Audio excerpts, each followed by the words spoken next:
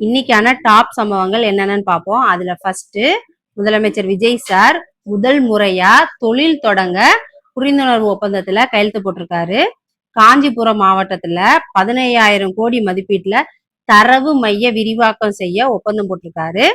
கோவையில ரூபாய் 2,500 கோடி முதலீட்டுல மின்னணு பொருட்கள் உற்பத்தி ஆலை தொடங்க ஒப்பந்தத்துல கையெழுத்து போட்டிருக்காரு.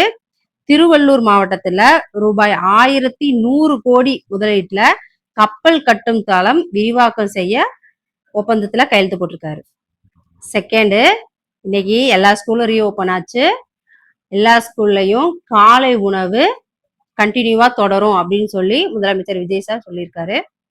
மூணாவது, சார் பதிவாளர் அலுவலகங்கள்ல டிஜிபி அருண் அவர்கள் ரெய்டு போயிருக்காங்க. அதுல 10 மாவட்டத்துல 60 அலுவலகங்கள்ல ரெய்டு போயிருக்காங்க.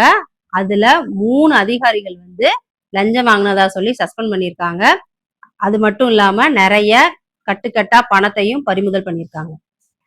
நாலாவது, தமிழக மின்வாரிய தலைமை அலுவலகத்துல ஹார்ட் டிஸ்க் திருட்டு போயிடுச்சு அப்படின்னு சொல்லி மின்வாரிய ஒப்பந்த ஊழியர் கோபிநாத் அவர்களை கைது பண்ணியிருக்காங்க.